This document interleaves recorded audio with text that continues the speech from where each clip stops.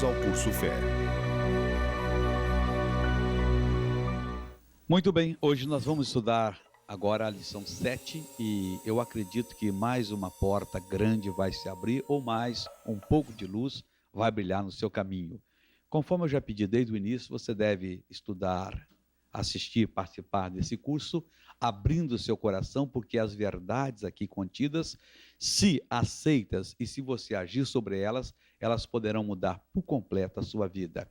E este é o nosso interesse, que a sua vida seja mudada, transformada e que você assuma aquilo que lhe pertence. Meu amigo, não há razão para você sofrer, não há razão para a derrota.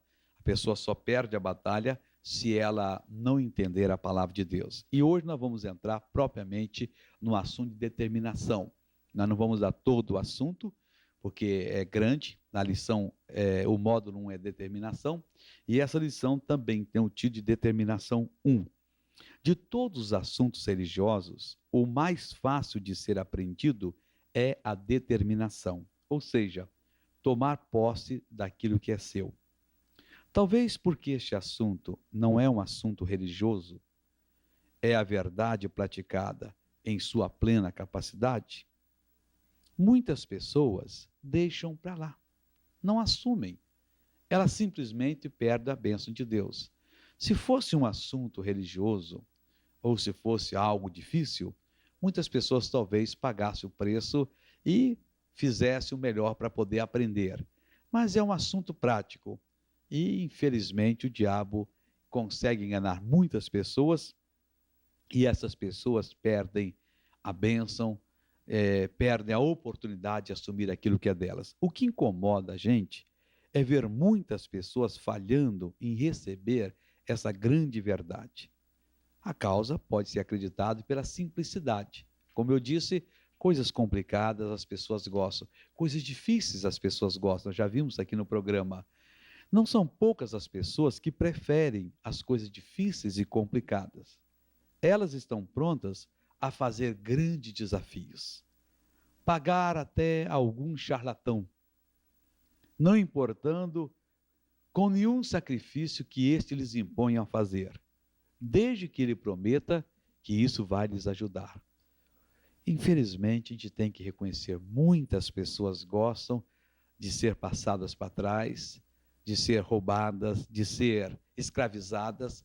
Agora, quando você abre o entendimento, muita gente também agradece. Muita gente vai e toma posse da bênção. Mas não é necessário a gente fazer um sacrifício, uma penitência, uma obrigação. Olha, nada disso é necessário. Para qualquer pessoa receber a bênção do Senhor, basta que ela venha à palavra de Deus, abra o seu coração e assuma o que a palavra lhe revelar. Aquilo que a palavra diz que a pessoa, que pertence à pessoa, se a pessoa assumir, ela vai tomar posse da bênção. Muitas pessoas, por terem passado a vida toda servindo a certos rituais religiosos, que as obrigavam a praticar sacrifícios, penitências, e a se resignarem com a própria sorte, elas muitas vezes serão tentadas a praticar o que a Bíblia Sagrada não diz, mesmo elas estando na palavra de Deus. Por exemplo, o jejum. Quantas pessoas dizem, não, eu vou jejuar para Deus me curar. Mas Deus nunca curou ninguém porque a pessoa jejua. Não, eu vou dar uma oferta muito grande na igreja para Jesus me curar. Jesus nunca curou ninguém porque ele dá uma oferta muito grande. Não, missionário, não. Eu tenho que falar a verdade. A palavra de Deus, se você assumir ela, crer nela e usá-la, ela vai transformar você. Agora, se você fecha o ouvido para ela, ela não pode fazer nada. Porque a palavra de Deus é a parte de Deus que entra em contato com você. Quando você fecha o ouvido a essa parte de Deus para que entre em contato com você, Deus fica preso, Deus não pode operar. Você separou-se de Deus. Aí as coisas são difíceis. O Senhor Jesus simplificou as coisas. O Senhor Jesus, no seu grande amor que teve para conosco, ele simplificou as coisas de um modo tão prático. Olha, ele pôs de uma maneira tão simples a maneira como nós poderemos receber de Deus as suas bênçãos. O Senhor disse assim, o Senhor Jesus assim afirmou, João capítulo 14, versículo 13, e tudo quanto pedirdes em meu nome, eu o farei, para que o Pai seja glorificado no Filho. Meu amigo, grave essa declaração de Jesus, porque a partir de agora ela vai nortear o nosso estudo de determinação. O Senhor Jesus disse, tudo quanto pedirdes em meu nome, eu o farei. Ele não disse, depois que vocês fizerem longas caminhadas, depois que vocês andarem de joelhos, depois que vocês derem esmolas para os pobres, depois que vocês tiverem dado tudo de vocês para a obra de Deus, aí vocês podem pedir a bênção, que Deus vai abençoar. Não, ele não falou isso. Ele disse, tudo que vocês pedirem em meu nome, eu o farei. Vamos guardar essa palavra de Jesus. Uma dúvida. Jesus disse que o que pedisse no nome dele, ele faria. Pelo menos é o que foi traduzido. Veja bem, durante anos, eu citei essa promessa ao Senhor enquanto orava suplicando que ele me atendesse e me curasse. Simplesmente não havia resposta. Houve vezes em que eu pensei, será que o Senhor Deus fez essa afirmação de um modo irresponsável? Será que o modo de agir do Senhor se assemelha aos dos maus políticos? Aqueles que, para ganhar as eleições, prometem mundos e fundos e não cumprem nada? Bem, entenda, eu estava no dilema. Precisava da cura e a cura não vinha. O que eu iria fazer? Parecia claro. Sempre que eu lia este versículo, ou quando precisava de uma bênção, eu orava. Eu suplicava ao Senhor que me atendesse e eu esperava que assim acontecesse. E o resultado me intrigava. Eu ficava chateado. Não queria duvidar do Senhor, pois a promessa me parecia clara, porém a verdade era bem outra. Eu não estava sendo atendido. Mas, afinal de contas, ele prometeu ou não prometeu? Prometeu. Mas ele não me atendia. Mas o que está acontecendo aí agora? Será que o Senhor é meio infiel? Será que o Senhor é meio exagerado? Prometeu e agora não pode cumprir? Diz que faria e não tem condições de fazer? As coisas não são assim? Olha, o diabo entra em ação, o diabo tenta, hein? E a coisa ficava meio esquisita. Mas aí o coração, nessas horas, ele descobre uma coisa. Vamos ver. O pecado. Quando você faz tudo que sabe e não é atendido, você fica numa posição desconfortável. Mas, afinal, por que o Senhor não me curou? O que está acontecendo? Essas perguntas sempre sobem às nossas cabeças. Nessa hora o diabo aparece. Às vezes ele vem tentando fazer a gente sentir que a culpa é de Deus e que o Senhor também é infiel. Outras vezes ele sugere que a culpa é da gente e que a pessoa sofre porque tem pecados escondidos na vida. Bem, a pessoa que não está firmada na palavra sofre muito. De um lado, ela não quer acusar o Senhor Deus de infidelidade. Do outro, ela quer a bênção e, sentindo a sua condição de pecadora, sofre se angustiando. Era o que se passava comigo. Mas, puxa vida, por que Deus não me atende? Por que ele não cumpre o que prometeu? Porque tudo que vocês pedirem em meu nome eu vou fazer. Eu pedi, ele não fazia. Vinha aquela sensação do pecado. Bom, Onde estava o pecado? Onde está o pecado? Eu estou me abrindo com você dessa maneira. Estou contando o que se passou comigo.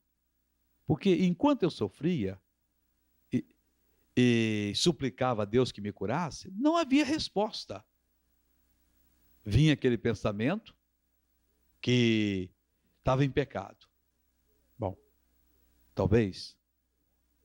Bem, Deus não é fiel. De pronto eu recusava pensar que o Senhor Deus fosse infiel. Eu achava que a culpa estivesse em mim, que era algum pecado não confessado. Porque há muitas pessoas que dizem, e diziam para mim, às vezes até sem saber do meu problema, conversando, quando Deus não atende uma pessoa, é porque essa pessoa tem pecados na vida dela. Bem, se eu estou pedindo, não estou sendo atendido, então eu devo ter pecado. Aí eu orava perguntando ao Senhor que me mostrasse o que é que eu tinha feito de errado. E enquanto eu orava, eu prometia, Senhor, se o Senhor me prometer, se o Senhor me mostrar onde está o meu pecado, eu lhe prometo. Nem que seja de joelhos, eu vou passar esse mundo me rastejando, vou pedir o perdão e vou me emendar. Mas onde estava o pecado? A resposta não vinha.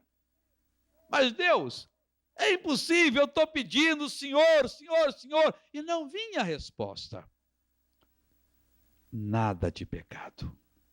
Quando o Espírito Santo não é o nosso professor, nós tomamos as mais estranhas atitudes.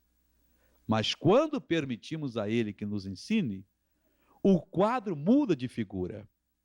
Não era pecado que me impedia, ou que impedia que Deus operasse em mim. Era desconhecimento da palavra. Mas algumas vezes eu achei que era pecado. Eu orava sério, Senhor, eu sei que eu pequei. Senhor, só pode ser uma coisa errada. E eu orava e vinha na minha cabeça que eu pratiquei algo.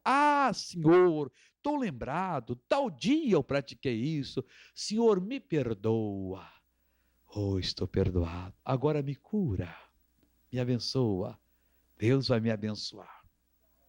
Meu irmão, logo em seguida, as coisas complicavam de novo. Eu dizia, tem que descobrir o outro pecado. Eu vivia a caça de pecados que eu não tinha feito. O que foi que me abriu os olhos? Alguém me presenteou um livro chamado O Nome de Jesus, de Kenneth Hagin. Quando eu li esse livro, eu simplesmente não podia me conter. Meu irmão, desde pequeno que eu tinha perguntas não respondidas. Quando eu li esse livro, eu disse, meu Deus, onde é que eu estava? Está tão claro, eu não estava vendo isso. De uma hora para outra, eu havia encontrado a explicação. A tradução de João 14,13 era imperfeita. Eu citei para você que Jesus disse, tudo quanto pedirdes em meu nome eu farei. Mas a palavra da qual foi traduzida a palavra pedirdes, que no grego é aiteo, foi traduzida errado. Porque o nosso pedir é como estender o pires e esmolar. Mas não era isso que Deus disse, que Jesus afirmou. Porque o pedir no grego não é como o nosso pedir. É exigir, é reivindicar, é determinar, é mandar, estabelecer, decretar. Eu disse, meu Deus, o Senhor me perdoa? Aí os meus olhos foram abertos. Eu acordei para a realidade. E eu disse, quando eu vi isso tão claro, tão explicado, o que provava que Deus não era infiel, e sim que eu estava agindo errado, eu disse, meu Deus, me perdoa. Durante esse tempo todo tenho sofrido, esperando que o Senhor me curasse, quando eu deveria estar exigindo a saída do mal. Amigos, eu comecei a agir segundo o Senhor. Estava me mostrando como Jesus falou na Bíblia Sagrada. E olha, desde o dia 2 de dezembro de 1984, que eu estou completamente livre. Nunca mais precisei tomar um só comprimido sequer. Funcionou para mim? Funcionou. Mas isso funciona para qualquer pessoa? Claro que funciona. Olha, eu não sei se tem uma coisa que você faz com prazer. Deve ter. Eu tenho algumas que eu faço. Mas ensinar a verdade ao povo é a coisa que eu faço com mais prazer. Isso me dá uma satisfação, porque eu vejo por toda parte as pessoas derrotadas, fracassadas, vencidas, oprimidas, quando é tão fácil. Eu faço isso como um tributo a Deus. Eu me arrastei, eu sofri, eu me desesperei, eu chorei, Deus, Deus, Deus, e Deus não me ouvia. Quando eu aprendi, glória a Deus, quando eu entendi a palavra do Senhor, meu irmão, foi no abrir e fechar de olhos. Desde esse dia que eu disse, diabo, pega aquilo que é seu e vai embora. E glória a Deus. Então, o que é determinação? Nós estamos vendo. Jesus disse, o que você pedir no meu nome, eu faço por você. Agora, se você não pedir, ele não pode fazer. É preciso que você peça. Mas eu estou pedindo, missionário. Mas não é pedir no sentido que nós entendemos. É no sentido que ele falou. Você está entendendo agora? Ele disse, tudo que você, aiteo no meu nome. Aiteo que significa reivindicar, exigir, determinar. O que você determinar, exigir, reivindicar, estabelecer, decretar no meu nome, eu faço. Veja como as coisas são fáceis. A gente passa anos e anos e anos sofrendo, padecendo, gemendo. Talvez você esteja nisso. Missionário, nada para mim dá certo. Já bati em todas as portas, já chorei, já supliquei e simplesmente não funciona. Que é isso? Você tem que ouvir a palavra de Deus, ela vai clarear o assunto para você, vai lhe mostrar o que é seu, e em seguida estabeleça-se sobre a palavra de Deus e diga, diabo, acabou, hein? Aqui você não vai tocar. Simplesmente acabou, e a bênção é minha. O direito é meu, e eu não abro mão da minha bênção. Não abra não, meu irmão. Não curve a cabeça. Não se entregue. Jesus não é mentiroso, Deus não é infiel. Ele está dizendo a você que se você determinar, ele faz a obra. Ele só está esperando você determinar para ele arregaçar as mangas e entrar em ação. E olha, ele sabe fazer tudo completamente bem. Jesus é classe A em todas as suas operações. Não há por que ser derrotado. Amém? Chegamos ao final dessa lição. Vamos para a próxima, em nome de Jesus.